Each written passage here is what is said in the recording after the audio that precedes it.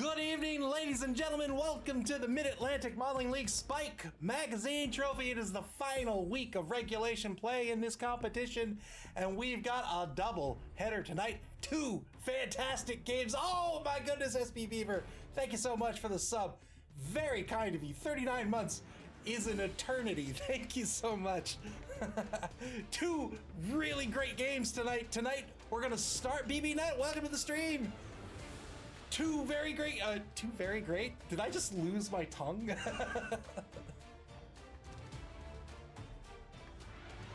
Doug the Minotaur, thank you for the sub. And I think forever I'm going to pronounce that as WWWAAAGH.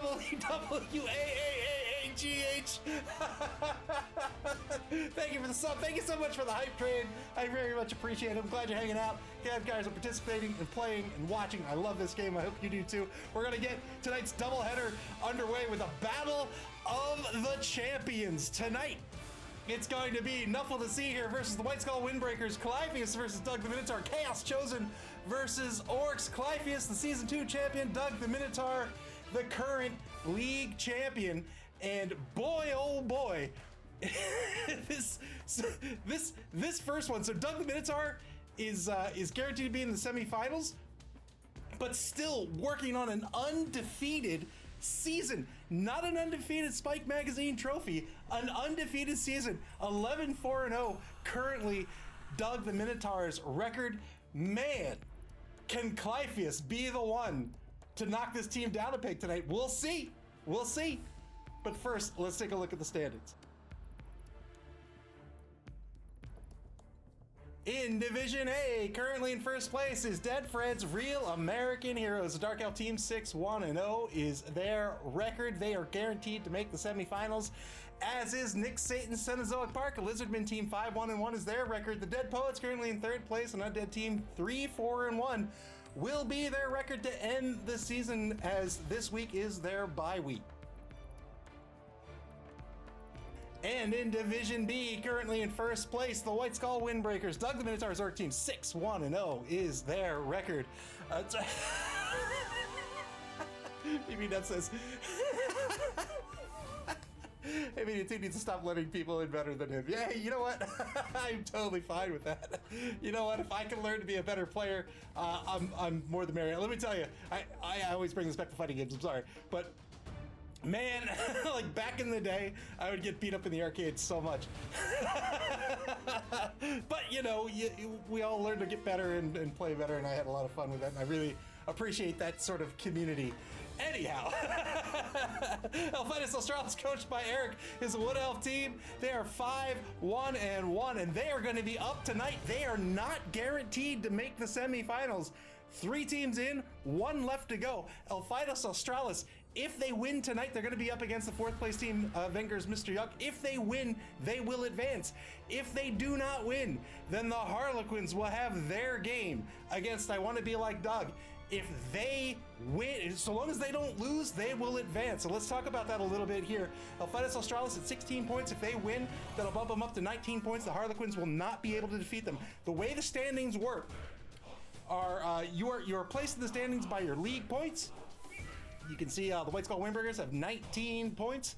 You get 3 points for a win, 1 point for a draw, and then the tiebreakers are as follows. It is who beat whom.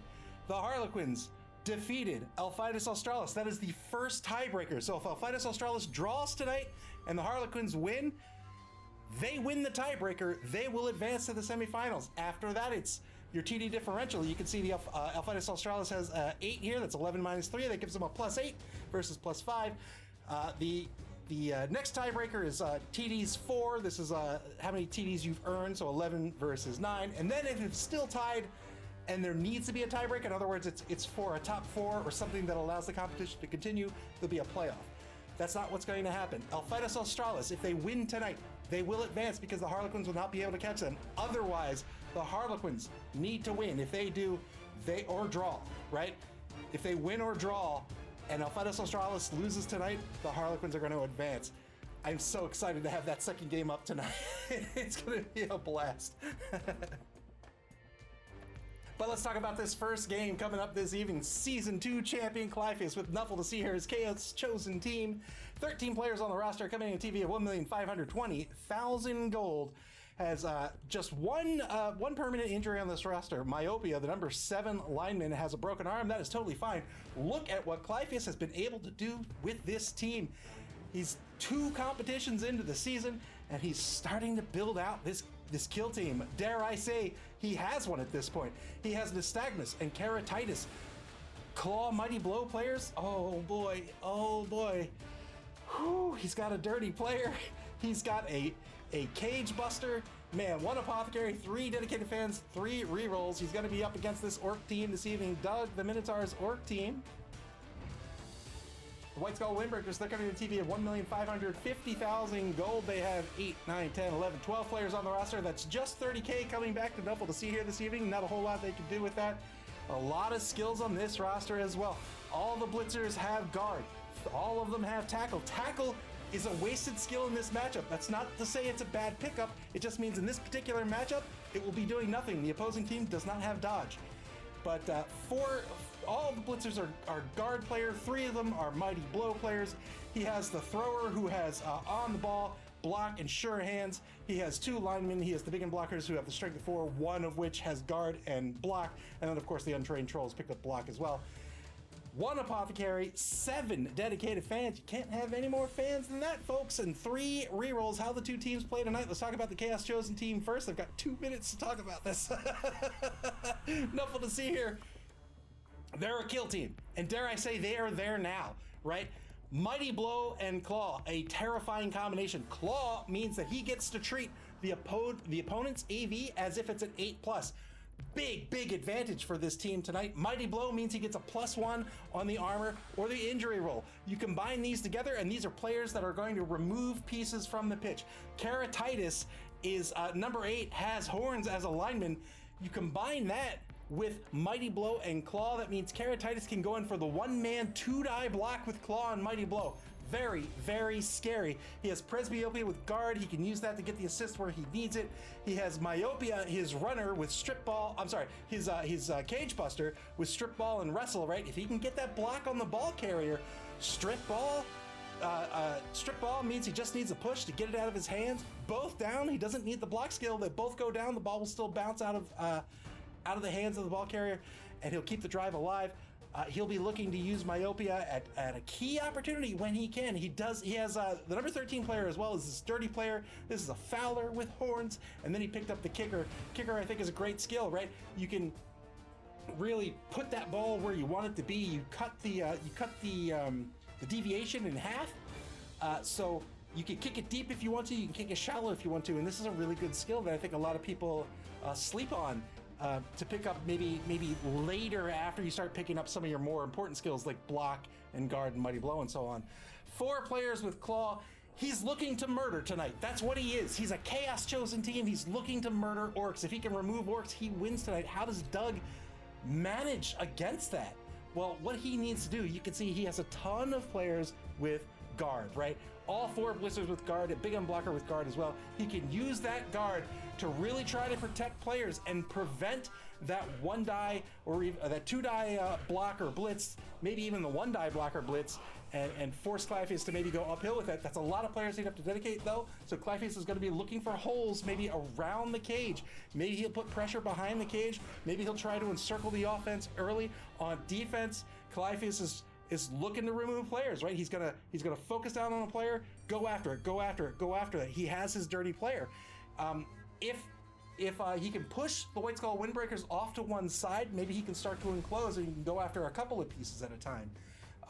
Doug the Minotaur needs to keep his players safe by leveraging that guard, getting the basing that he wants, and then coming back with that Mighty Blow and with the Mighty Blow and block skills on all these players and start trying to remove players himself. He doesn't necessarily need to remove these Chaos players, but if he can knock them down and kind of get them out of the drive, he'll be safer for it. On defense, both players are just going to be playing pretty cautious defense, letting the offense set the momentum of the drive once the offense makes a move, because the offense, they're the ones that will ultimately have to make a move. They're the ones with the ball trying to score.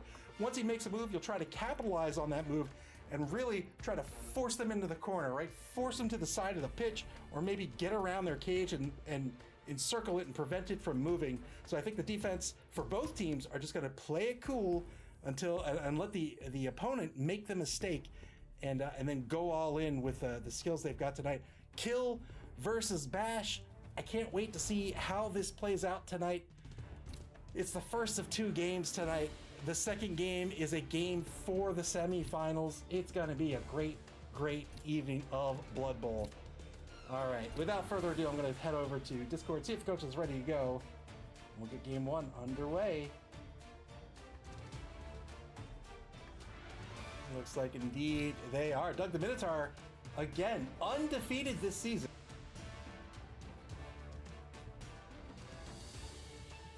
Doug the Minotaur 6-1-0 on this competition, 5-3-0 in the Chaos Cup, finishing in first place. Has not been defeated at all this season. There's that 30K. He can pick up a coach or a cheerleader.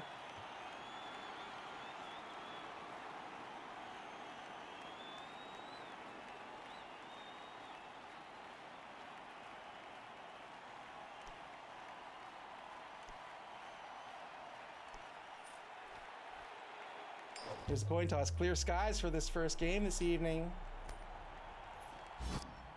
Windbreakers win the toss. We'll see which way he goes with this. He's going to go on offense first. Nuffle to see here to set up their defense. 3 re-rolls a pop. I think that's where both teams want to be.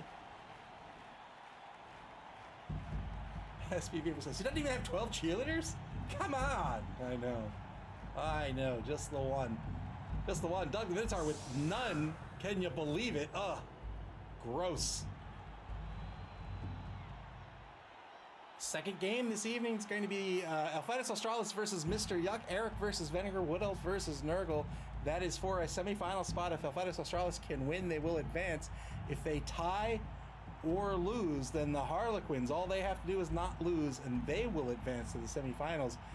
Eric, a newcomer to the league, currently in second place with a fantastic record of 5-1-1. Venger, not a newcomer. He's a veteran to the league. Very good coach, as evidenced by his current placing in the Spike Magazine trophy.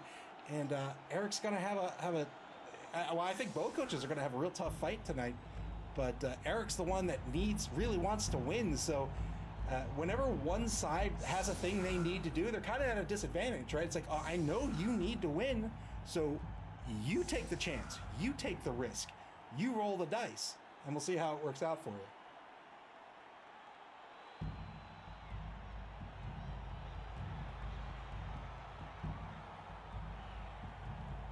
Currently 6 on the line for Nuffle to see here. 1 out in the left wide zone. That's Myopia. That's that injured beastman with the broken arm. He is the cage buster. The ball almost certainly going to be in the hands of Vurak, silent but deadly, the number 13 thrower for most of the offensive drive here for the White Skull Windbreakers. Not just because he's the thrower, and he has the throwing option, not just because he has on the ball and he can get that 3 movement after the kickoff, but he has sure hands. Sure hands is going to negate strip ball. He really doesn't want to have to contend with that strip ball player.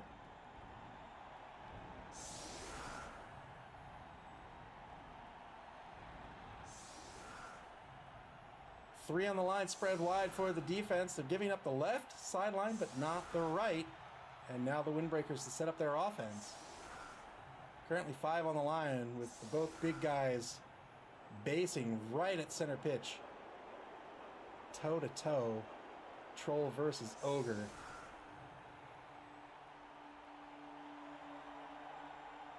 Eight on the line. One will have to come off. One will have to come out of the left wide zone there. Going for the maximum of 2 there. And he pulls the number 11 blitzer out.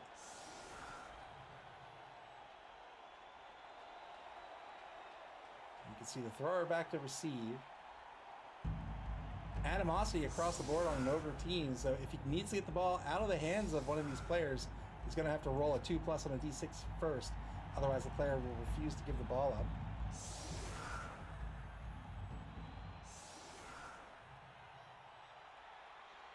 Still 8 on the line, but the Windbreakers deciding how they want to set up this formation. They've got 5, 6 on the inside, 2 wide.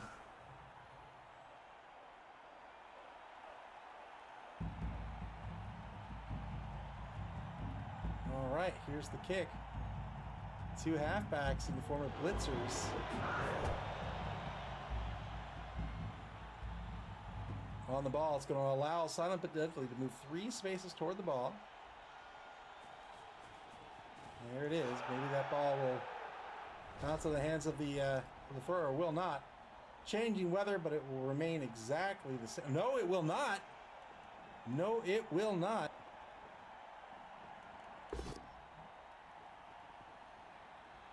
Weather has changed to very sunny. The sun's going to be in the player's eyes. It's a -1 to passing. These aren't really passing teams, but it is something to keep in mind. First block of the game will be a knockdown on the on the right defensive end. Now a pile on the left defensive end. That's that strength 4 blocker, conjunctivitis.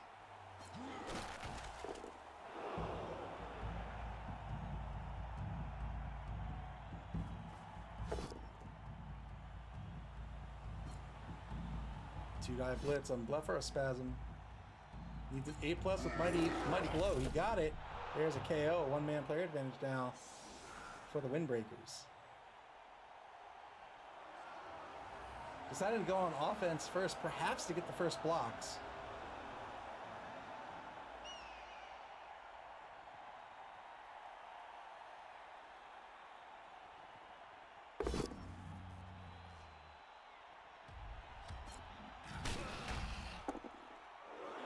It's a knockdown on the big guy. Diplopia. I don't even know what diplopia is. Diplopia? I'm going to look that up.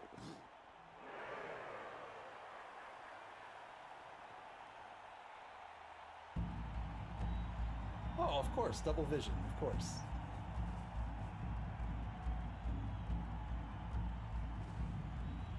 Good pickup. 3+ pickup. Rolled a 4 in the hands of the thrower now on the Windbreakers' own 12-yard line at center pitch. Spreads out the halfbacks. Just to make any wide plays go a little further. Turn 1 now. Back to Nuffle to see here. We come for the Blood Bowl, lead with medical knowledge. You can't play Blood Bowl and not have some amount of medical knowledge. We have doctors on the pitch all the time. There are so many injuries in the game. I mean, you're going to learn something.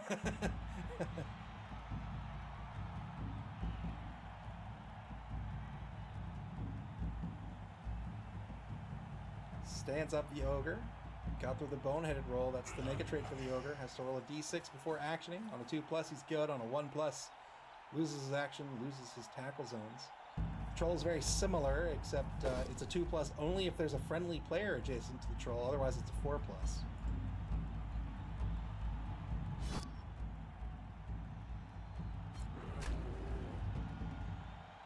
Blitz on the left wide end. Gets a push, pushes the player across the line of scrimmage. Still has a couple of movements left with the blitzer. Moves Keratitis, the blitzer, back into position in the defensive formation. Takes another mark on number 6.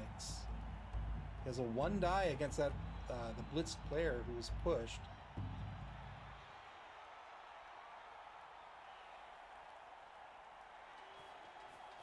Now he's going to make it a 2 die.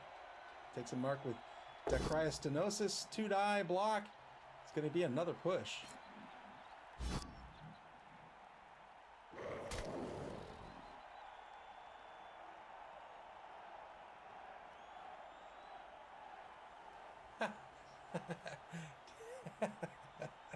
SPB says, all I know is that a cleaver is the best medical device. It's the only thing that can bring back the dead.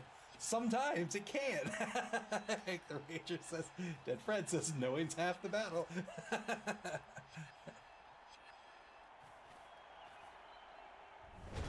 And knowing is half the battle.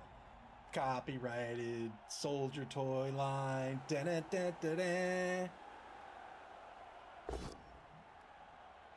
Turn 2 for the Windbreakers. Double pals on the first block of the turn. This is against Stereognosis.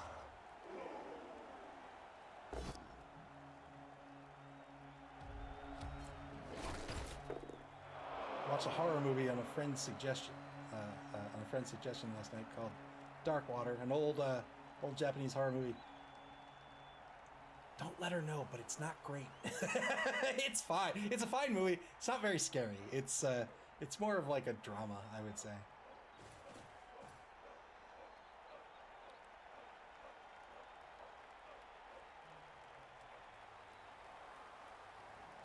But now I want to watch one of my favorite horror movies is it's called A Tale of Two Sisters.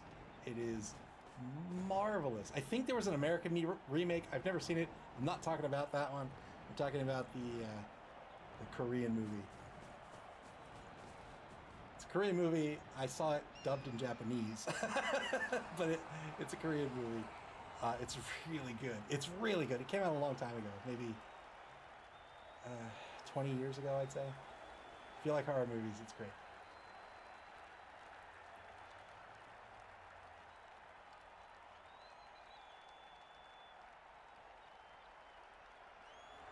.25 seconds left on the clock here for the Windbreakers. They've shuffled this ball up to the 4-yard line. 2-die blitz gets a knockdown. 8+ breaks armor. Another armor break, good injury here. That's a 2-man player advantage for the White Skull Windbreakers.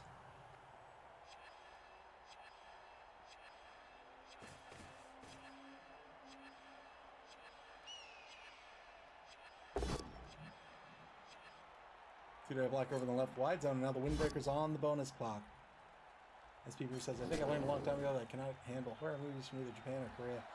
I mean, I love horror movies. I adore horror movies. There was a renaissance in the early 2000s as good stun here, as everyone's familiar with movies like Ring and Ju-on. Boy, I love that. I love this so much. That the Ring movies, I should say, prompted me to read the books. I think there were 4 books, and spoilers ahead.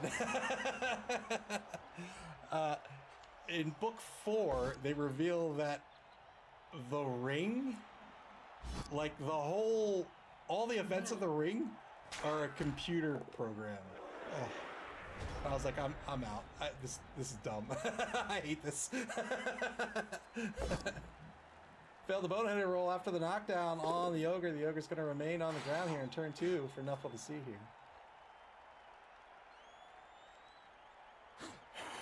Yeah, it felt very much like that. Like I may have audibly groaned. I'm like, this is like, at first. I remember at first I thought like I was reading it wrong.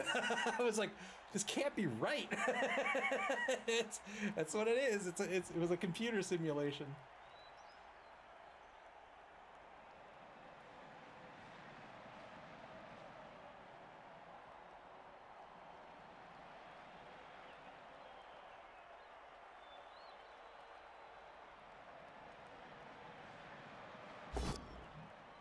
One die block on the left side of the line here. Spends the reroll after rolling the both down result. That would have been a turnover. Gets a push out of this. Nuffle to see here, down to 2 rerolls. 2-die blitz gets double pushes here.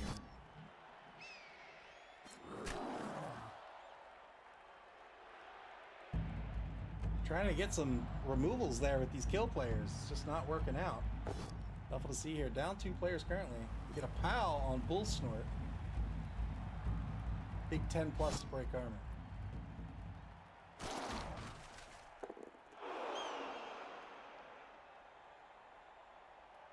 Boy, that Xbox game showcase, man, that was fantastic. Fantastic. So many rad games. The new Indiana Jones game, Perfect Dark, looks like it's Deus Ex now rather than a shooter. The new Fable? Remember Fable? There's a new Fable? Oh, man.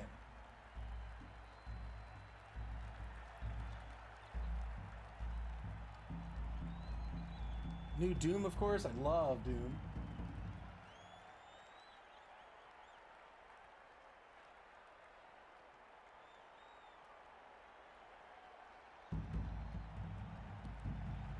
There's a new RPG. I love RPGs. Claire Obscure, I think it's called. Claire Obscure Expedition 33. Looked really, really cool.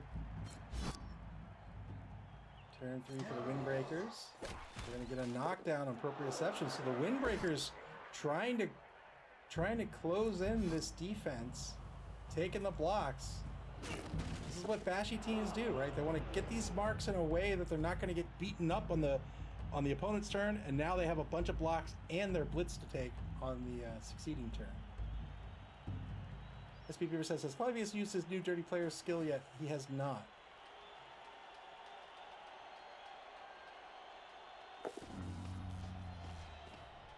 The Troll going to advance 3 spaces forward, trying to carve out a bit of the pitch here at center pitch.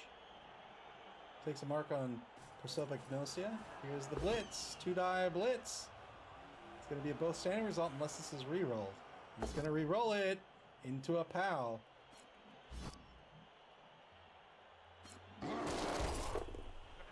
Serious injury on this player. If armor would have broken, it was +1 to the injury roll. Remember, in the game of Blood Bowl, when you get knocked down, there's a series of die rolls that happen. The first one is an armor break roll, unless a skill says otherwise, like wrestle. You roll 2d6, and you're trying to beat your armor value score. So in the case of the Ogre here, that's 10+. You need a 10+ or higher to break armor. If you break armor, you roll 2d6 again, this time on the injury table, and this will result in either a stun, a KO, or a casualty. And if it results in a casualty, there is a final roll. It's a d16 roll to determine what the casualty is. And if it's a 15 or higher, it's a death. Open up the hole there on the blitz. Moves the thrower across the line of scrimmage through the hole to the opposing 10-yard line. Expertly done here by Doug the Minotaur. Turn 3 for Nuffle to see here.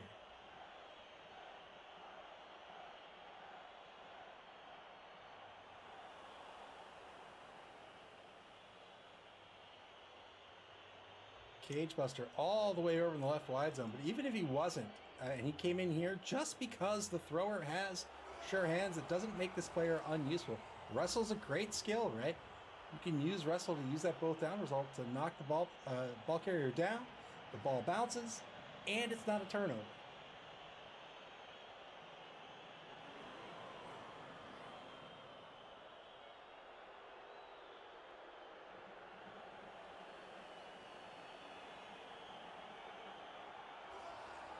I've been playing a very old RPG for the original PlayStation called The Legend of Dragoon. It is basically, so it's Sony's answer to Final Fantasy VII. It is Final Fantasy VII if it were about Power Rangers. It's really cool. The combat has this combo system where you have to time your hits, which is neat. Although for some of my characters, I cannot do it to save my life.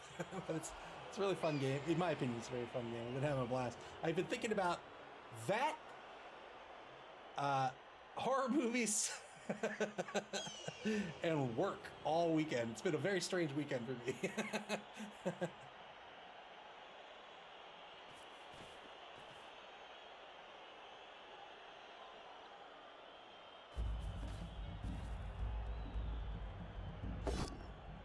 Ten seconds left on the clock. Takes a 2-die on duck call. The number 4 Biggin blocker. The Biggins have a strength of 4.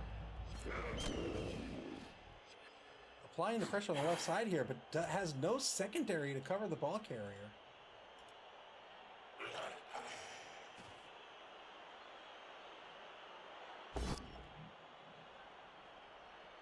This is why you have a secondary typically, right? Not just in Blood Bowl, but in football in general.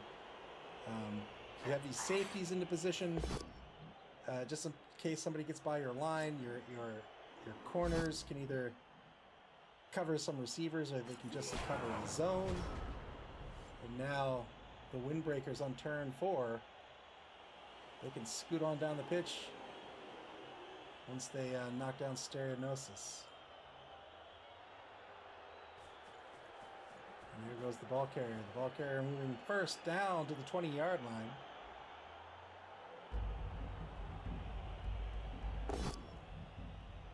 Two-die block on Stereognosis gets a push. That is going to push over into the Troll. So he's going to end up with one player not moving back on the ball carrier. Gets a POW on the number 2 blocker.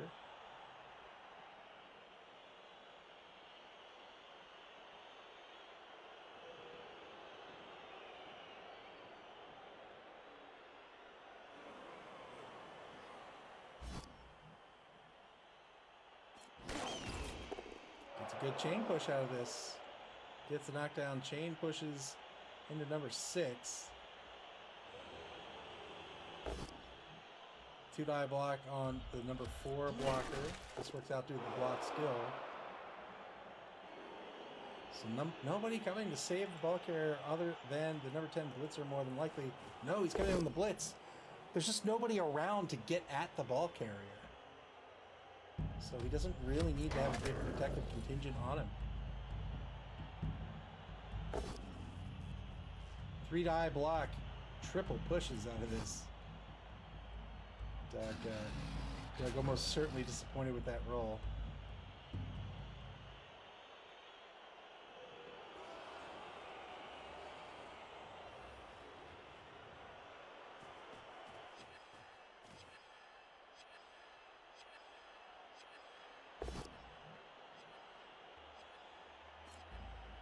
On that push, took the 1-die push, the chain push earlier in the turn. Gets a push here into another 1-die. Got the POW. Well done. Well done. This is why that was a good chain push. It just gives him more dice to get the knockdown. Back on the bonus clock. Takes a 2-die against Keratitis and gets a push. One of the 2 Claw Mighty Blow players on this roster. Doesn't follow up. Certainly doesn't want to give up a block to Keratitis. It says if you want to take the block, it's going to have to be a blitz. Turn 4, final turn of the first quarter coming up here. Nuffle to see here. Really doesn't have any avenue to get at the ball carrier. And you can see the Windbreaker tackle zones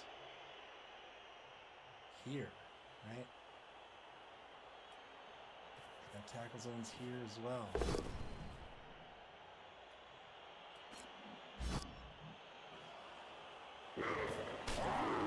There's an injury. There's an injury. Took the blitz with Keratitis. Mighty Blow and Claw. Claw treats the AV as 8. Didn't need it. He rolled boxcars. Got a 12 on the armor break. An 11 on the injury roll. And now it's a one-man player advantage for Nuffle for the White Skull Windbreakers.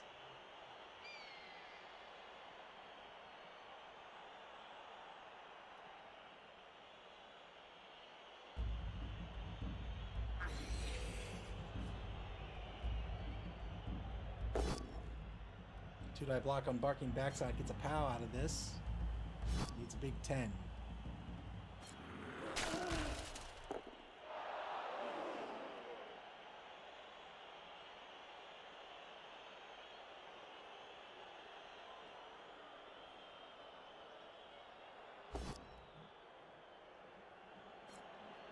Bifus needs to be very, very careful about losing his 2 kill players or having them removed out of the drive as they really are at the moment, because these are his only 2. These are his 2 most reliable ways to remove players. High armor on these orcs, 10 plus generally is what we're talking about. Gets a push on Air Biscuit, trying to set up for a surf next turn.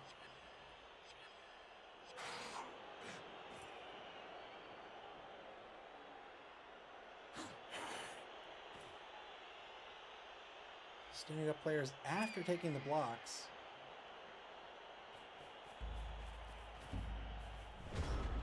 Good positioning there. So what he did there What he did there is he's trying to set up for the surf.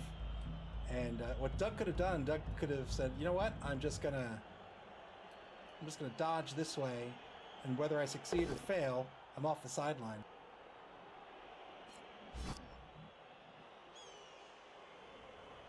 Doug's still probably gonna dodge. Well, I don't know. Is the dirty player over here? No.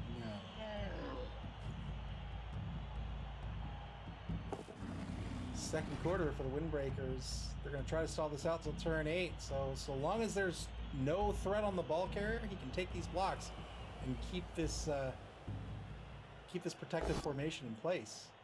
Gets a POW on the number 6 Beastman. 8+ breaks armor. Doesn't get it. 8+, fairly fragile.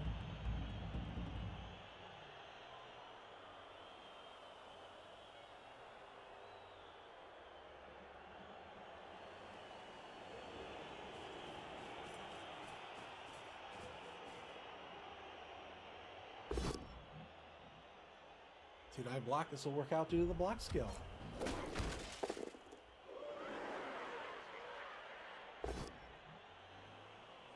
This one's going to be a push against Keratitis.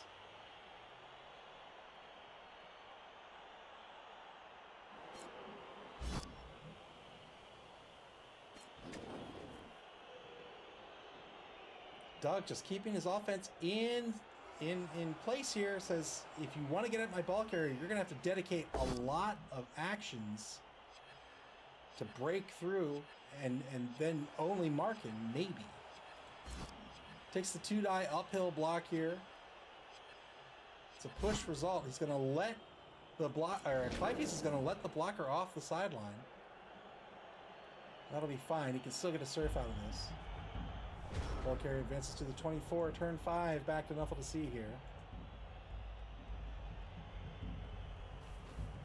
So Nuffle, oh no! Oh, that's fine. All right. I was gonna say he can just move him here. There's the surf. Well done. All evened up on the pitch. 9v9 now. Got the player removed, but no injury of any kind. Or I should say the injury was a stun, so he'll be in the reserve box. He'll come back on the next drive.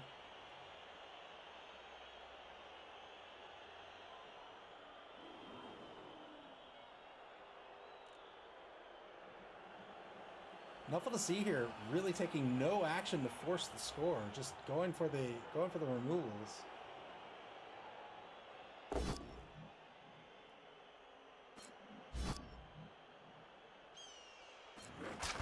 SP Group says needs to apply pressure if he wants to try to score as well this half. Yeah, I think at some point, I think going for the removals, not a bad tactic, but at some point you need to pivot.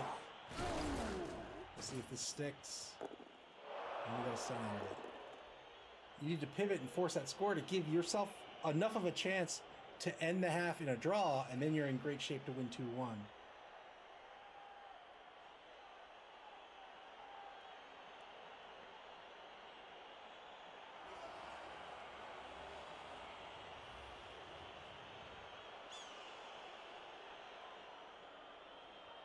"14 seconds on the clock for Nuffle to see here. Here's the blitz.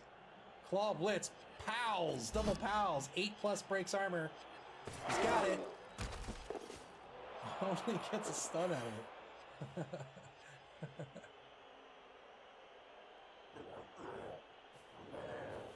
Unfortunately, does not have his Fowler anymore. His Fowler was injured earlier and will be out of the game.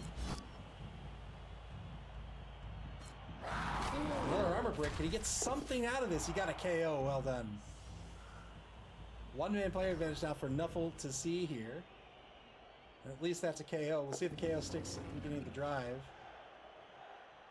All KO players have to roll a d6 on 4+. They'll be back in the reserve box, otherwise they remain KO'd.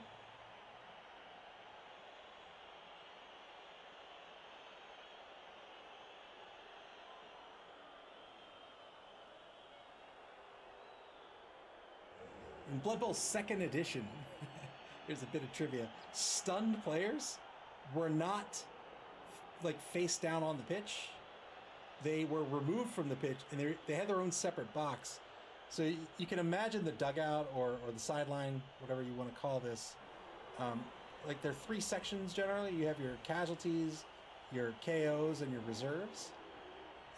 In 2nd edition, stuns were like a 4th box, and when you were stunned at the beginning of a drive, you would go from stun to KO, I believe. Or no.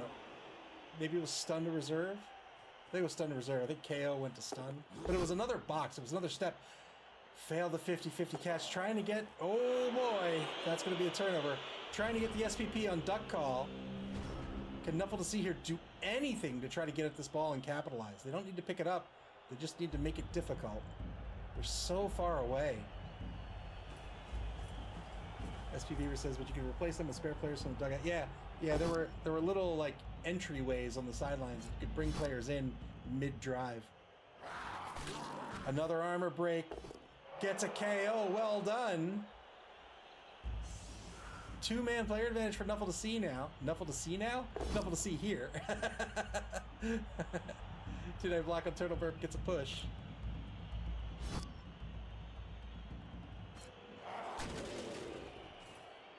White Skull Windbreakers will be advancing to the semifinals.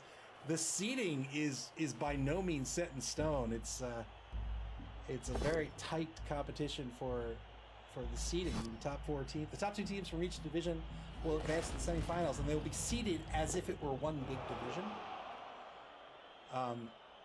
And we have two teams at 19, right?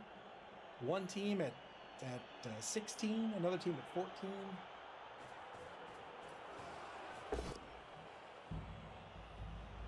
Two-die blitz, gets a knockout, 8+, breaks armor, he's done it again. Gets a stun this time.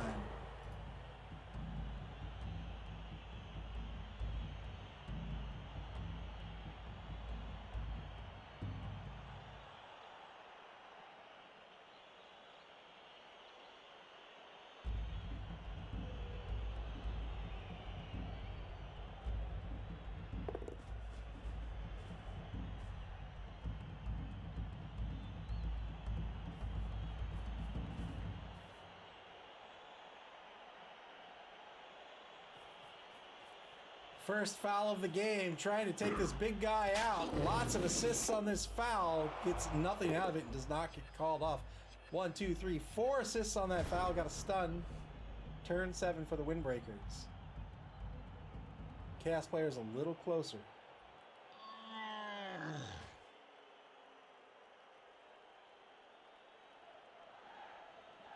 SP Beaver says, okay, I looked away as I got distracted by the new Indiana Jones trailer.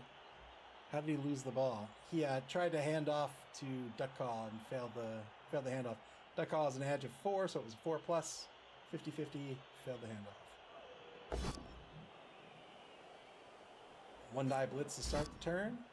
Gets a push on the number 2 blocker.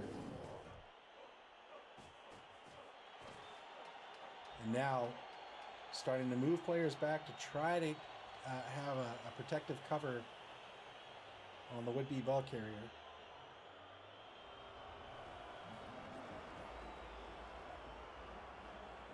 SPP says trying to spread that SPP. Good call. Yeah, good score there. 1-0 the score.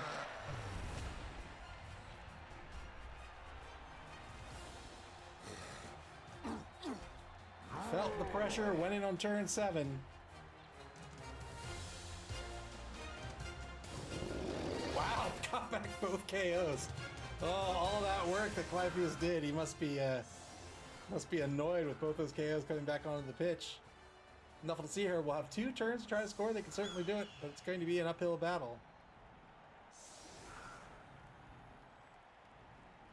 White Skull Windbreakers advancing to the semifinals. They're trying to pick up some SPP, trying to keep their team healthy as well for the upcoming semifinal match.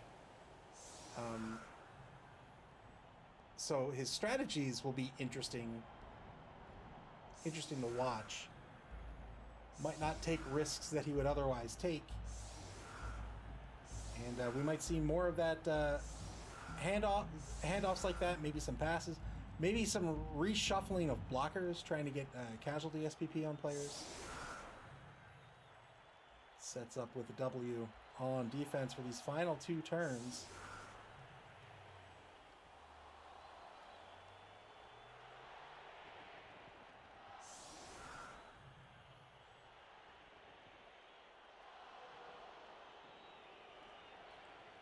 With the 2 KOs for the Windbreakers coming back on the pitch, it's going to be 11 v 11.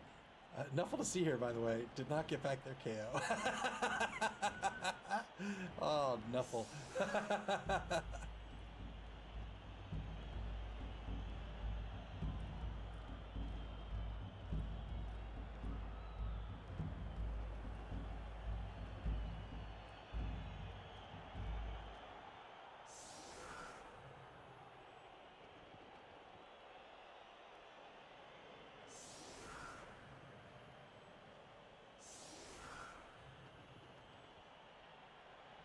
What if Nuffle, what if he's just like, he's random like this, not because that's who he is, but he's just angry that we're mispronouncing his name.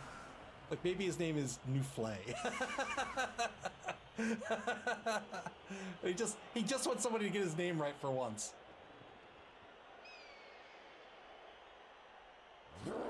Here's the kick. Middling kick. The weather is going to change. It was very sunny, but now we're in perfect conditions. So the passes will not be a -1 anymore. Turn 7 for Nuffle to see here. They're going to take the blocks on the line to start with. They get a pal on the left defensive end, on the right defensive end. Double skulls on the left and re-rolls this into double pushes. 1 re-roll left for Nuffle to see here. Hank the Ranger says, boo to perfect conditions. Boo, I say. There should be a god of weather you can pray to.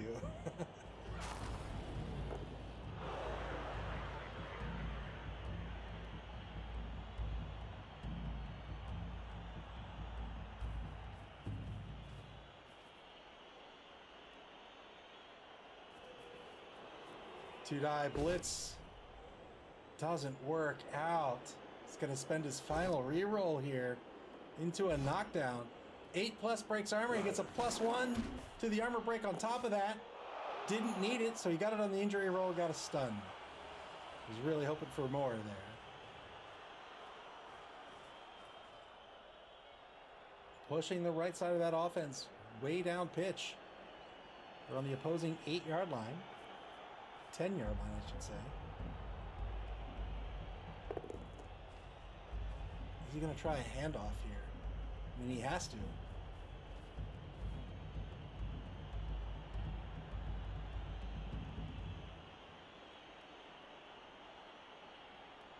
I don't know where he's going to end up, though. Where can he end up where he can score? 1, 2, 3, 4, 5, 6, 1, 2. So he has to get to the 12. And there's just nowhere to go. Pray to Nuffle. Here's the handoff. Well, there's no handoff because there was a pickup first. And he failed the pickup. Turn 8 for the Windbreakers. There'll be no score by Nuffle to see here in this first half, but they will be on offense to start the second half.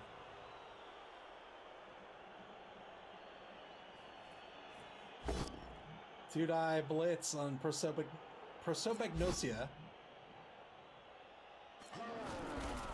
It's a knockdown. Looking for some SPP here. Probably looking to keep a few players safe as well.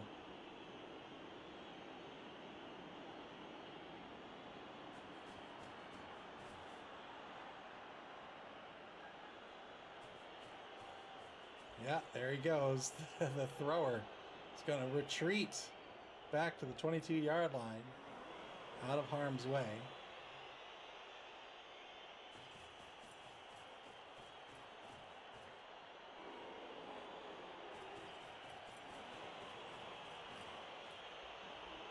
Retreating some blitzers back to safety as well. And then sets up a tackle zone to actually give them that safety.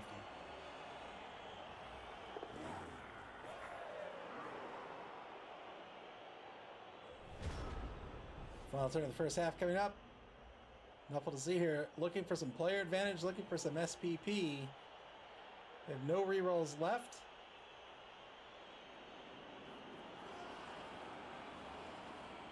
Looks like they're going to try to blitz number 6. Here it is, 2-die blitz. Gets a push. Disappointing. Disappointing. Surprised he didn't push him here and follow up for another block. Oh, is he going to go for the foul instead?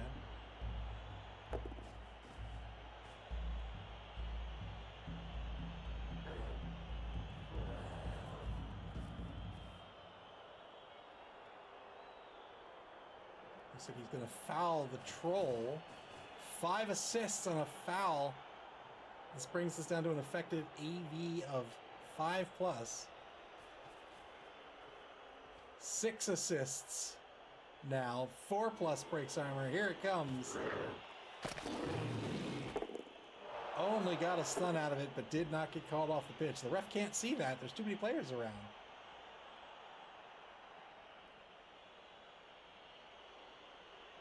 Nothing left to do but to try to pass this ball. Try to get a point of SPP on Strabismus. It'll be a quick pass to someone. Good catch. 1 SPP on Strabismus. Well done. And I believe that'll be the half. 1-0. The White Skull Windbreakers in the lead, in great shape here to keep their undefeated streak alive. They'll be on defense. Up to see here, still doesn't get back to KO. They will be on defense once more.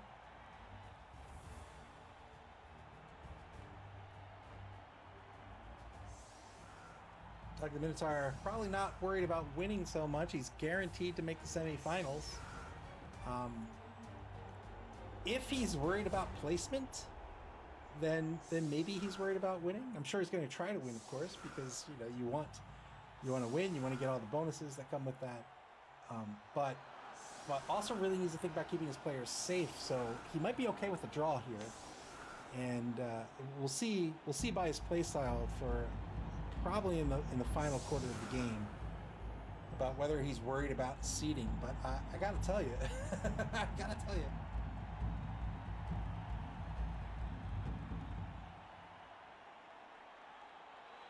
with a record of 11-4-0, I don't think he's worried too much.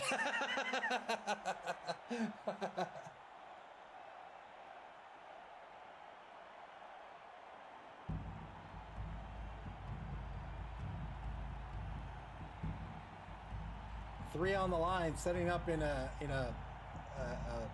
sort of anchor here, like a spiky anchor. Like a sword. It's, you know what it is? This is the Master Sword. Here it is, right? There's the hilt. There's the sword. I don't know what this is. Don't worry about that. That just makes it look like an anchor. Forget that. You know what these are? These are sparks. Ching! Ching! That's what those are. Don't worry about that bit. I don't know why there's sparks on both sides.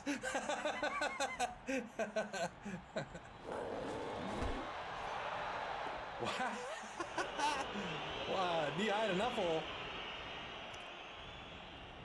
Knee-high to Nuffle with the shallow kick. Would go off sides and will go into the hands of Strabismus. Really shallow kick. Using that kicker to their advantage. He's going to try to why center pitch? I don't know. Looked like he was going to try to muscle in at center pitch. Try to get the ball back.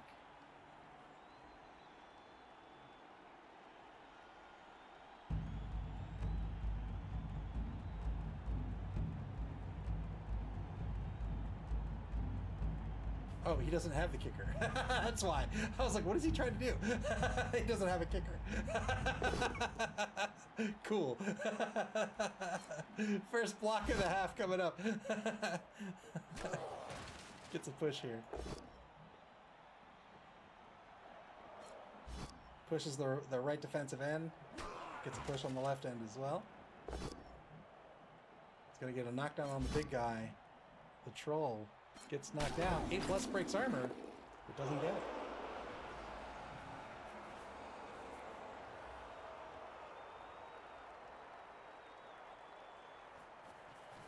Coming up in about an hour and 13 minutes from now, we have our second game this evening. Whoa, good armor break. Permanent removal unless the apothecary is spent on this rookie.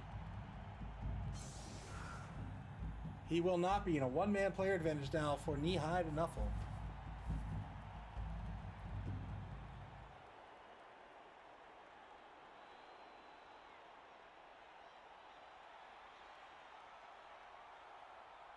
Coming up in one hour, 12 minutes, we'll have our second game this evening. That will be Alphidas Australis versus Mr. Yuck. And that's going to be a game to possibly determine who's going to make the semifinals. If Alphidas Australis wins, they are guaranteed to advance. Otherwise, it's all going to come down to the Harlequins game later this week.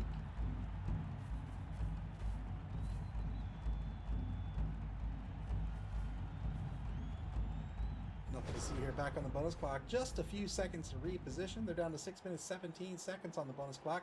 Turn 9 now for the Windbreakers. Their first turn on defense. They're down a player.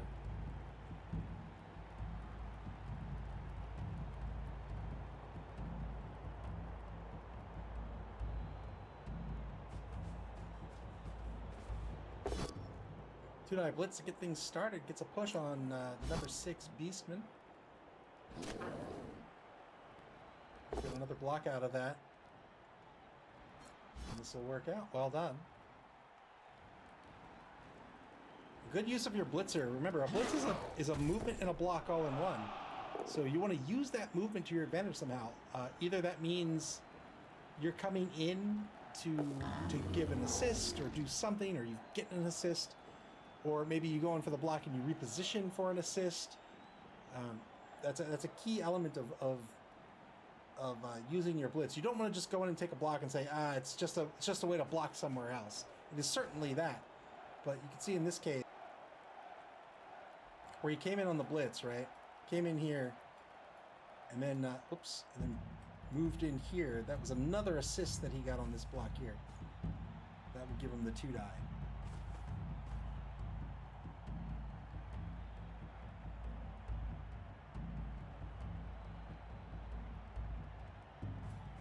Lots of fun games this week. We have a Chaos Renegade mirror match this week. Very intrigued to see how that plays out. 2-die block on the Ogre will be a POW. Ogre all the way out in the left wide zone.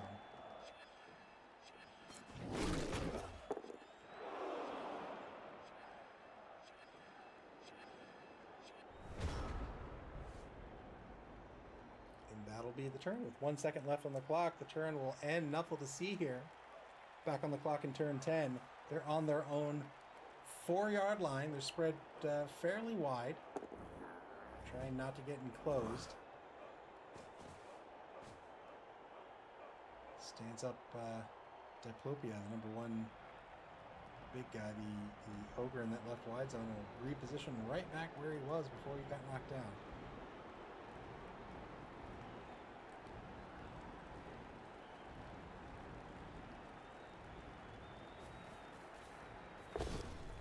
Two-die blitz. This is a push.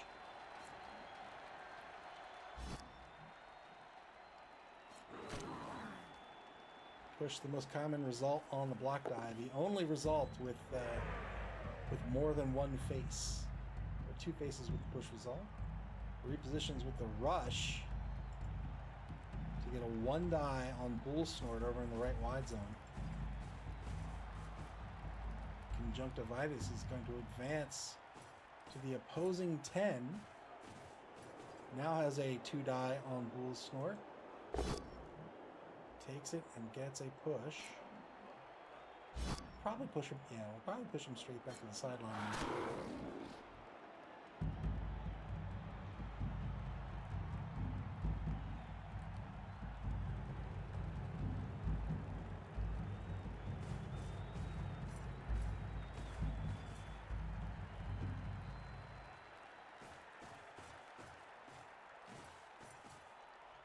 Looks like he's setting up a cage on the 8. And there he is. Advances to the the opposing 8-yard line over in the right wide zone. Thinks twice about it and says, no, I'm going to pull back to the 6. Wow, committing all these players over to the right.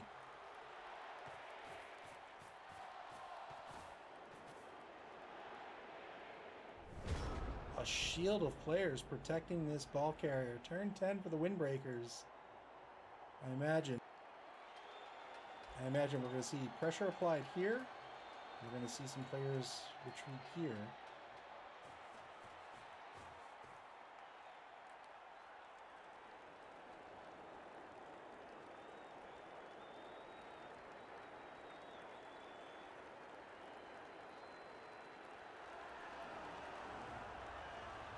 No one marked for the Windbreakers at the start of this turn other than Bull Snort and Duck Call.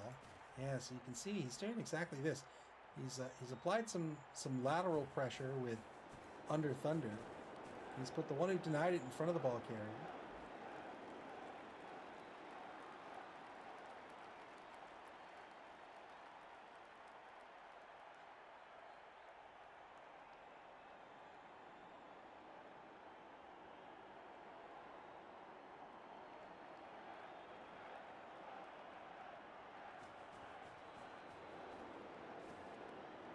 Retreats Turtle Burp back into the secondary.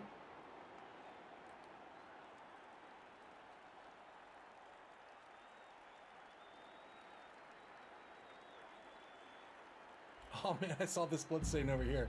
I was like, where did that come from? Oh, not from this game. The one who dealt it's going to retreat into the secondary as well. This is the number 3 blitzer. Number 11 blitzer, excuse me. And now the 2-die blitz on Conjunctivitis will get a push, and he will more than likely, well, he's going to re-roll it. I thought he'd take the push, but then I was going to say he's going to more than likely cut off his front movement by the ball carrier.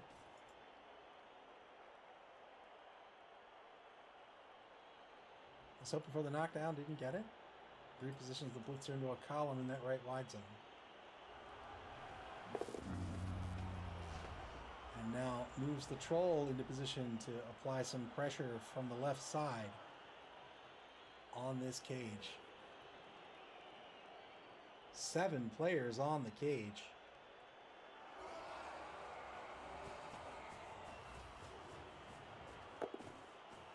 Good rush into position right in front of the cage. And now takes the 1-die on Myopia. We'll take the both down result. Myopia will probably wrestle this down.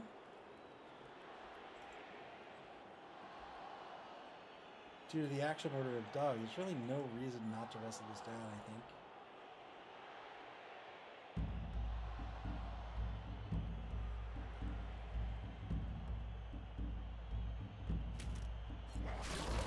And indeed, Clyface does just that. So that leaves the Windbreakers with just 1 player left. Yeah, and he's not going to do anything with the blocker. He's going to keep that Ogre tied up. Turn 11 for Nuffle to see here. They're up against a lot of block. That makes these blocks, even the 2-die blocks, difficult.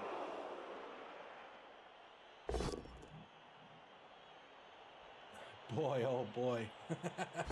Needs to spend a reroll here. Gets a POW on Under Thunder. Needs a 9+ to needs a 7+ to break armor. Got a KO. Well done. I believe that's a 2-man player advantage.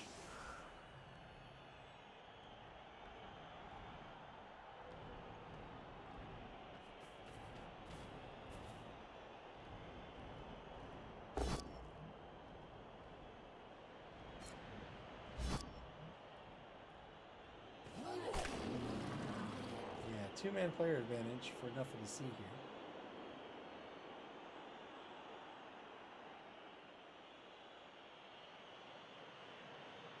There should just be a counter of how many players are on the pitch somewhere. Just somewhere up in the corner.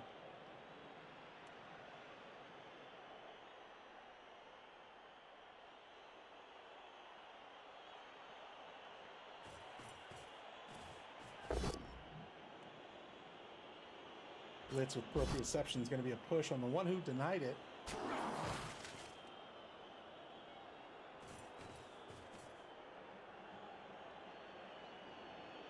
No safe avenue of forward movement for the ball. Pulled a lot of players in on that cage that limited the offense's options.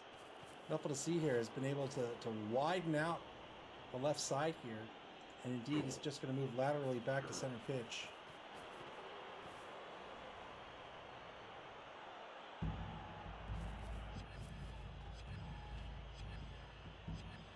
Hasn't stood up for Prosopagnosia yet. Ooh. Oh wow, he's pushing duck call to take a mark on Presbyopia. I thought for sure he'd push him over here.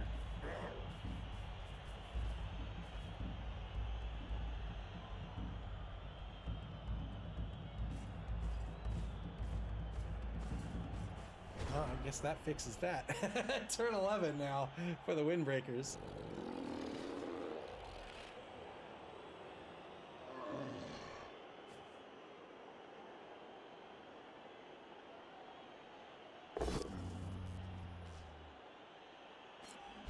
Two-die block on the 8-yard line. This will be a knockdown on Dacryostenosis. This is a Beastman, level 2.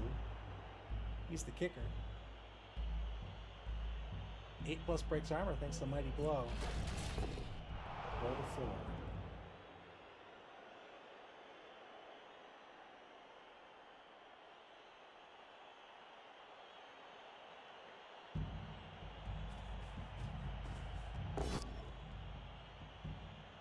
Two-die block gets both standing result out of this. He might re-roll it. He says, no, I'm good. If the Windbreakers win this game, they go up to 7-1-0. That will be their record going into the semifinals. 22 points. They will have earned this competition.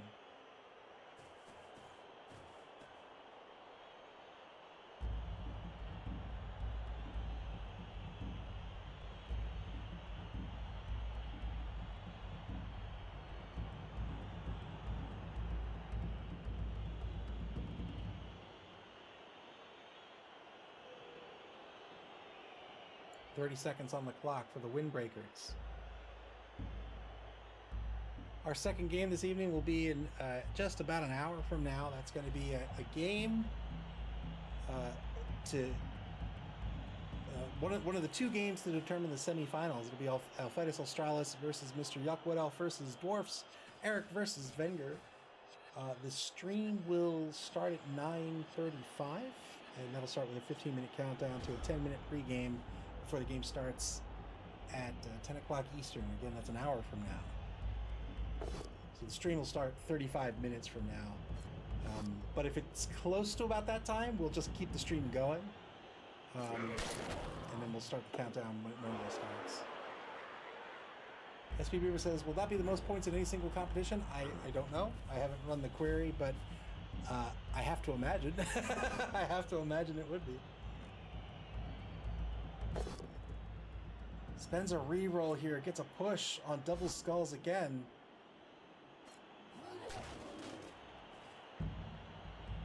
Nuffle to see here, down to one reroll for the half. Trying to surf this blocker. He's got it with the push. Well done. And now a 3-man player advantage for Nuffle to see here.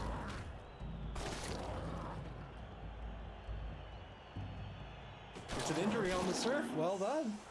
Or should I should I cheer the crowd there?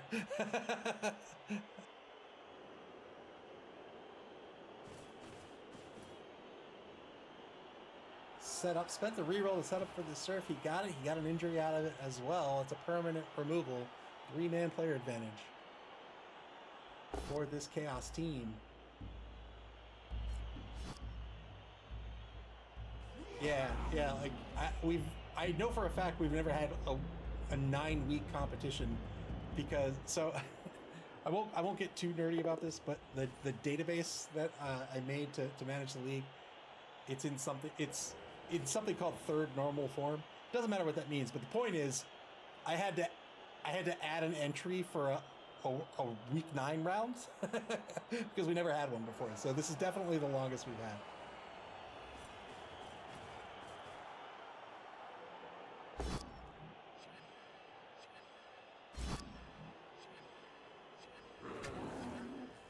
Gets pushed in the right wide zone on the one who supplied it, and that'll be it. Turn 12, back to the Windbreakers. Final turn of the third quarter. They're in the lead 1-0. They have all 3 of their rerolls. They actually had 4 thanks to Grandfather Nuffle. Grandfather Nurgle, actually. What do you call Nuffle? Sweet Daddy Nuffle?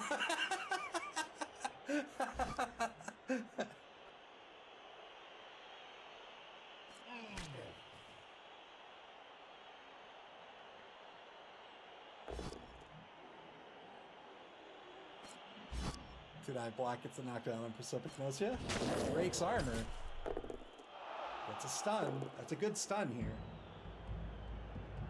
It's a player who can't help keep this ball carrier safe. The offense is spread pretty wide, which is not really a problem, except they're spread so wide that a hole might open up, and that could split the offense in two.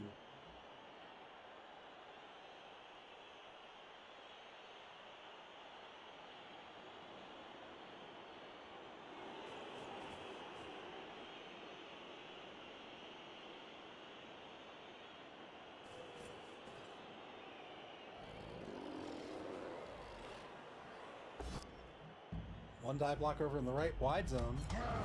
Works out to the block skill. The block skill, very, very, very good skill in this game, and is often the first pickup that a team will take when a player levels up.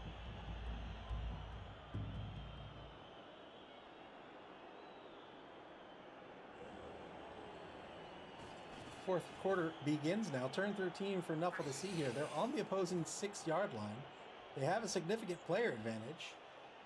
But this defense, as we talked about in the pregame, you can see, so Clypheus got aggressive with this defense and got left behind once a hole opened up. But Doug the Minotaur are playing that cautious defense that we talked about. He's just staying in front. He's just staying in front, keeping his formation together, taking his blocks, and not getting overly aggressive or too risky. Blitz into another armor break, gets a stun here.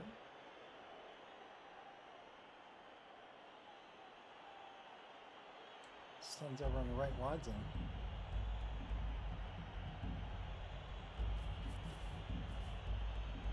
Ball shifts laterally to the right. Ball on the opposing 8, just inside the right wide zone.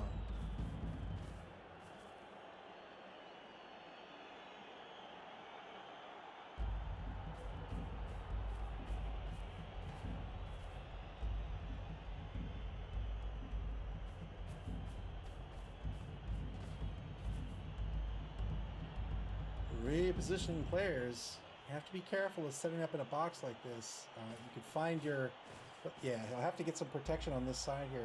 You can find the ball carrier chain pushed out of position.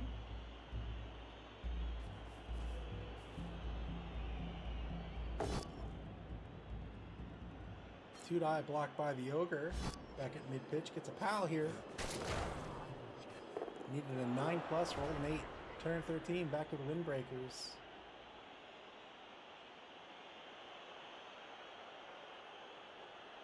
Windbreakers slowly losing players, but still have a solid defense set up against this offense.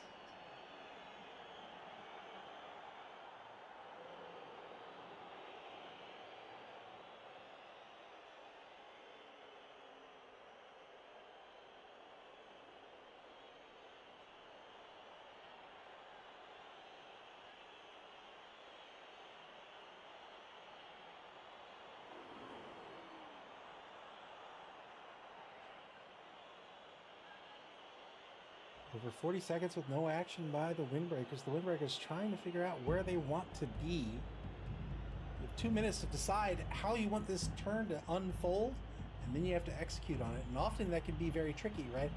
You could say, okay, I want to take a block on this guy, and the rest of my guys are here, right? But often that can involve chain blocks. That can involve setting up your dice in an advantageous way. You're always looking for those 3-die blocks, those 2-die blocks. blocks with skills that are advantageous to you, such as Claw and Mighty Blow. And trying to figure out what the order should be and what the contingency is if a die roll doesn't go your way can be a daunting task with just 2 minutes on the clock.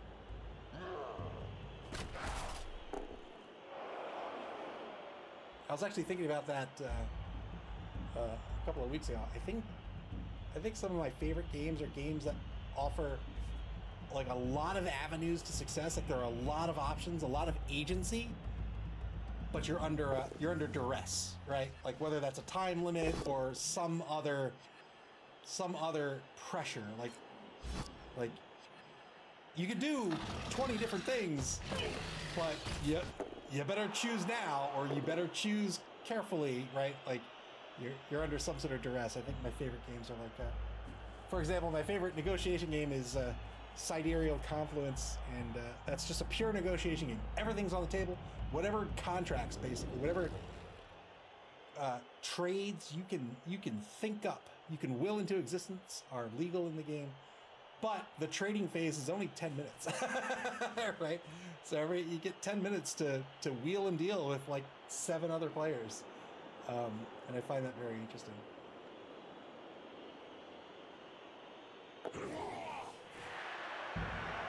Good 3+ dodge by the one who denied it, trying to keep this defense in check.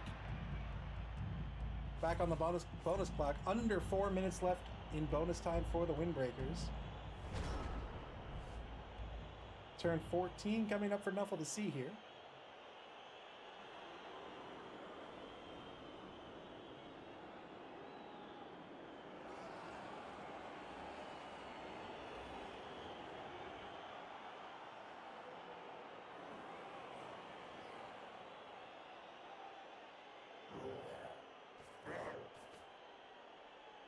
They have 3 turns to get on the board, try to draw this game.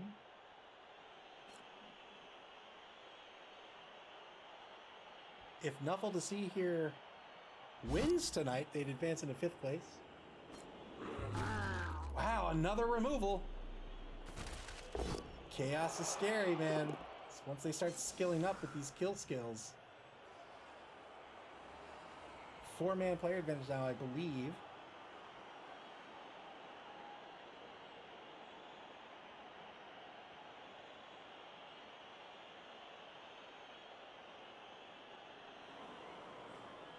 Yes, indeed. 11v7 on the pitch.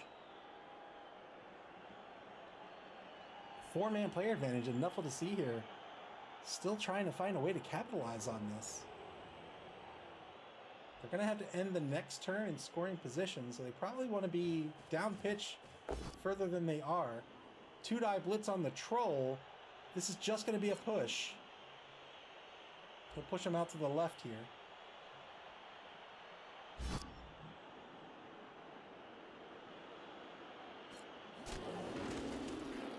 Now that troll is exerting the tackle zone. That tackle zone's been expanded 1 space out to mid-pitch.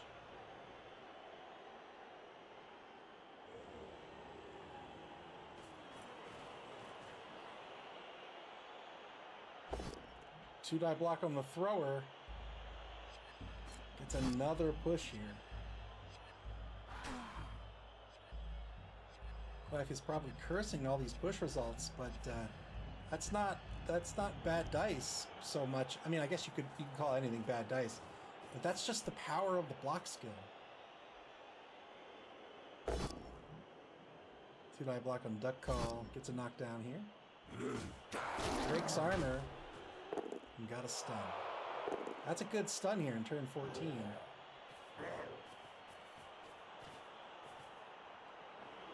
Boy, oh boy, shifting up for an uphill block on the troll, and he'll get a push out of it.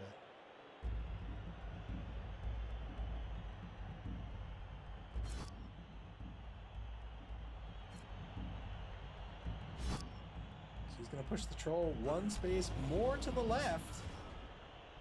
The ball way in the right wide zone on the 10-yard line with just 2 turns remaining for knee-high to Nuffle. The Windbreakers here on turn 14. They have all 3 of their rerolls. 3 minutes, 54 seconds left on the bonus clock.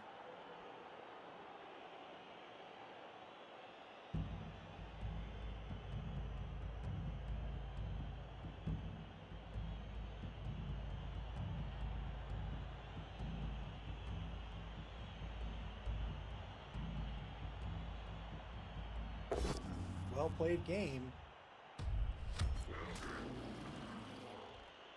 Nuffle to see here, looking to get out of this with a draw. Doug the Minotaur looking to put another win, another check in the win column.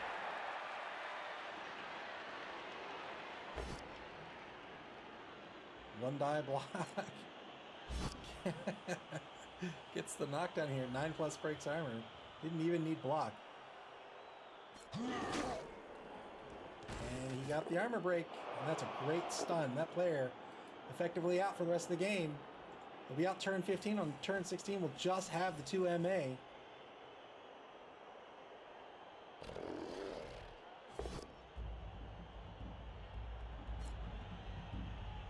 One die block on conjunctivitis. This will be a knockdown as well. Reposition the blitzer to get the 1 die.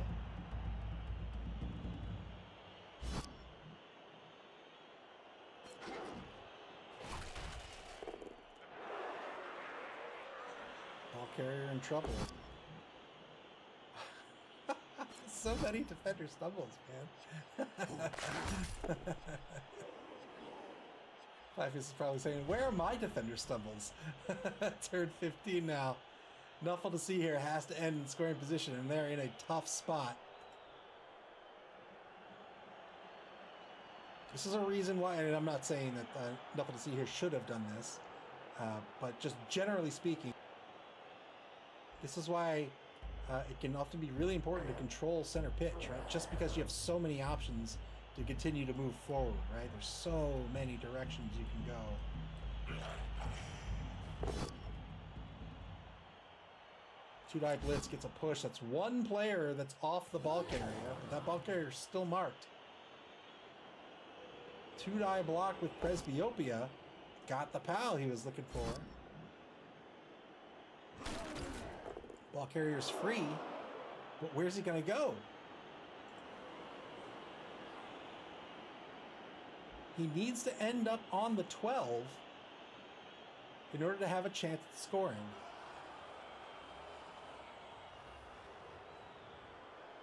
And if he only gets there with a single player, say with the ball carrier, then the ball carrier is the very clear target for the blitz. Because you push him back a space or you knock him down and that's it. There's no more scoring for, no more scoring attempt for Nuffle to see here.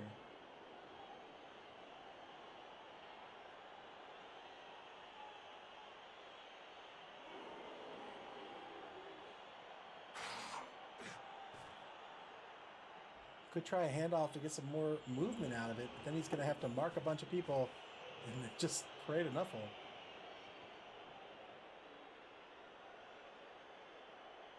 Keratitis might end up marking duck call.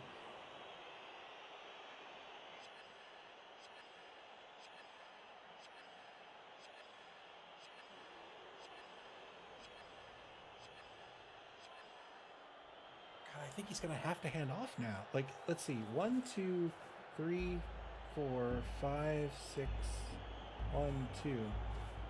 Oh, gosh, what? Gets the knockdown on the troll. Breaks armor. Great armor break. But I don't know if he's going to be able to convert on this. 4:36 left on the bonus clock. Takes a 1 die on the thrower. Gets a POW here. 8+ breaks armor. Got it again. Got an injury. I tell you what, Nuffle to see here might be doing work for let's see, anything permanent? No. There's 1. Just the 1. Doing work for the semifinal teams. But only 1 permanent injury sustained. Looking for a way here to end up in scoring position. He'll take his time. Gotta end on the 12.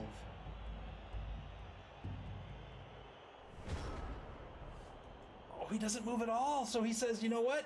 I'm just gonna stay put. So now the scoring has to be in the hands of prosopagnosia, dicryostenosis, presbyopia. I mean, I guess he can score with strabismus still, if he can clear out the sideline.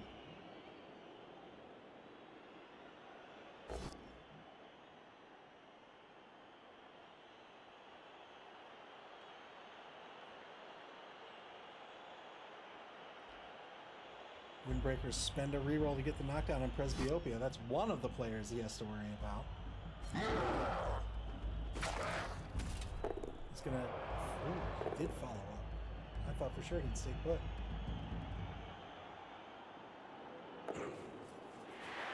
Blitz on the ball carrier. 2-die blitz. Gets a push. He'll re-roll this. Got the pow. Well done by Doug the Minotaur. Holy moly. Ball scatters out of bounds. In the hands of Priscilla Magnosia. The numbers... so now he needs to get knocked out, and he's not going to be knocked out.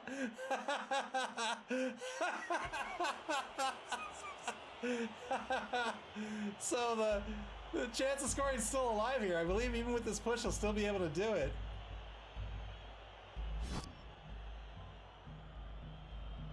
Blitz.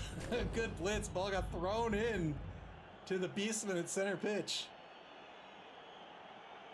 Caught it after a couple of bounces, so now still just barely in scoring position. Yeah, it's going to be duck call. Woo! On the rush! Failed the rush! That's a turnover. Turn 16 for Nuffle to see here. If they can push Turtle Burp out of the way, they've got 2 rushes to tie this game.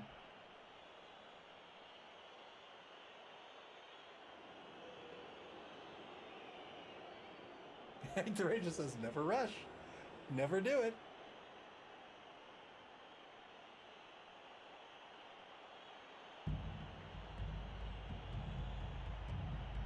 Hank the Ranger graciously lowered the rush failure rate from 900% to a measly 99%.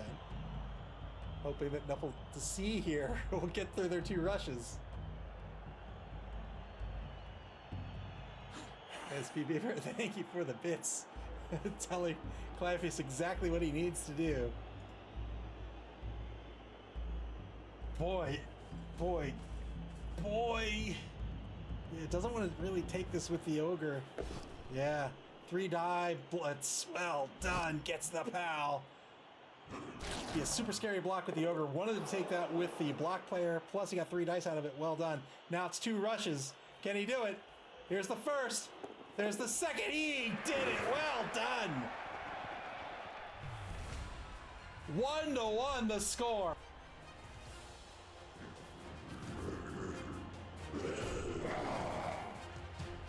Well done by Clypeus to get on the board here. Hey, the Nuffle to see here cheerleader with her pom-poms that surely cannot be comfortable. Nuffle to see here never getting back that KO'd player. Never ever. So it looks like just 6. Did I count that right? Just 6 for what's called Windbreakers on offense here in the final turn of this game, unless there's a timeout.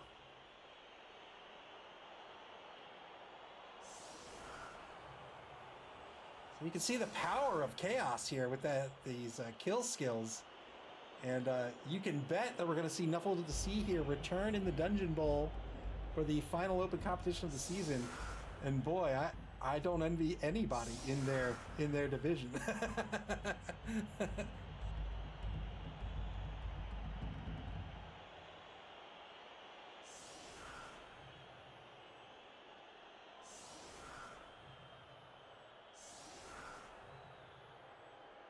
There are coaches with teams who only dream of this player advantage against an Orc team.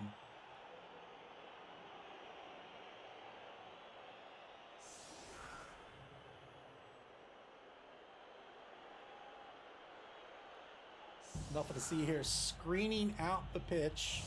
Well, not quite, but just going to leave 3 on the line. Oh, so he's giving up the sidelines here. All right. Giving up the sidelines.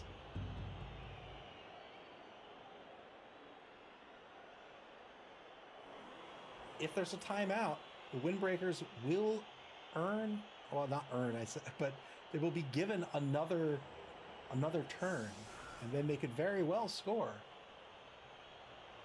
It'll be an uphill battle one way or another. They only have 6 on the pitch.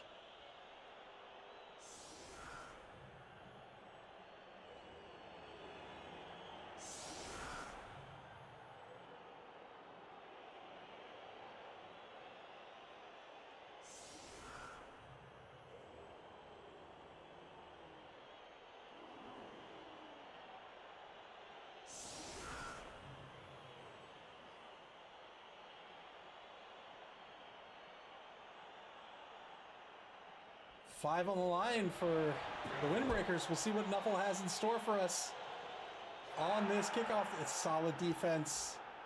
Deep kick by the kicker for Nuffle to see here, because of course it is. That's the power of the kicker. Very well-placed kick by Nuffle to see here. They can move 6 players, D3 plus 3. He's probably going to, well, he might spread this out. I guess it doesn't matter at this point. He can't score. Maybe even just pull 6 players all the way back into the end zone.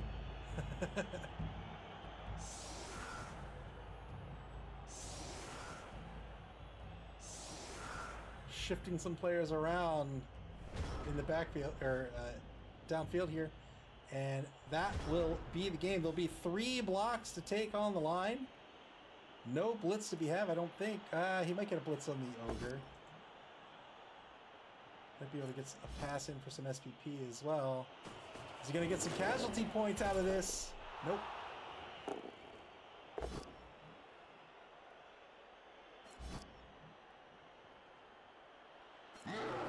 Brickhammer again! Doesn't get it a second time.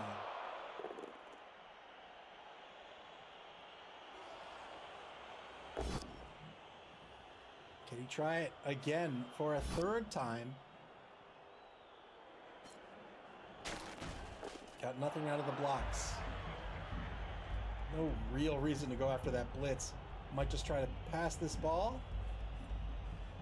Is he gonna GG foul? He is! Didn't get called off the pitch, only got a stun out of it.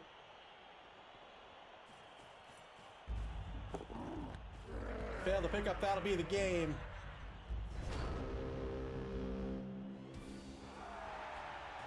Nuffle to see here, and Clypheus walk away as one of a handful of coaches who can claim they have tied Doug the Minotaur. 1-1 the final here. Well done.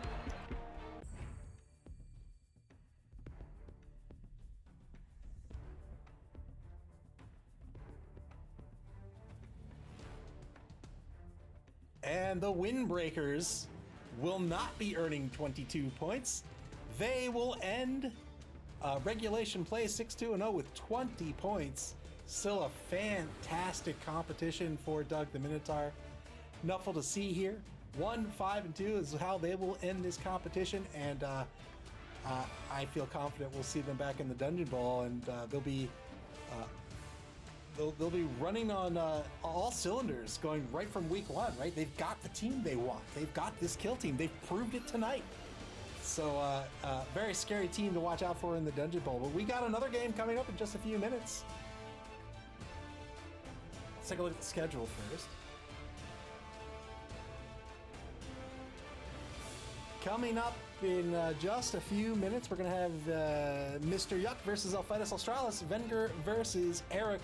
That's Nurgle versus Wood Elves. Eric looking for a...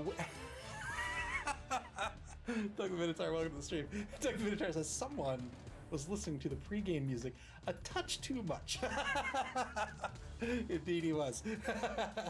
Alphitus Australis looking for a win tonight. If they can defeat Mr. Yuck, they will advance to the semifinals. If not, it's going to come down to that final game on the schedule here. You can see I Want to Be Like Doug versus Harlequins BBFC, Richard Cranium versus BB Nut. BB Nut is also vying for a spot in the semifinals. If Alphitus Australis does not win tonight, the Harlequins will advance so long as they don't lose. So 2 very important games. We're about to get one underway in just a few minutes. in about 7 minutes, we'll just kick over to the 15-minute countdown, after which we'll start the stream like normal. We'll have a 10-minute pregame before the game starts. But the rest of the week, tomorrow night, we have another doubleheader starting at 8:30 p.m. Eastern Daylight Time. That's UTC minus 4. That's Maximum Von Sydow versus Stairway to Nuffle. That's Malik versus El Nubarino. That's going to be Lizards versus Underworld. And then at 10 o'clock, we have Juxtaposed Juggernauts versus Street Fighters Turbo Max. War Horseman versus Ian. That's a Chaos Renegades mirror match. That'll be a great one. And then we are going to try very hard to have that last game streamed as well. I want to be like Doug versus Harlequins BBFC, since that's a key matchup here in week 9. But yeah, we have another game coming up in just a few minutes. I think, you know what? Let's do this. If I can, if my scenes will allow me to do this. For the next 7 minutes, I'll put one of my games up that I've played this competition, and then after that at 9:35, so in 7 minutes, we'll just kick over to the 15-minute countdown at then. But the point is, we're not going to cut the stream off, so 7 minutes from now, we'll have a 15-minute countdown. After that, we're going to have the pre-game for 10 minutes, and then we'll get the second game underway. Stick around, you don't want to miss it. It's a big one. So I hope to see you here in a few minutes. Stick around, why don't you?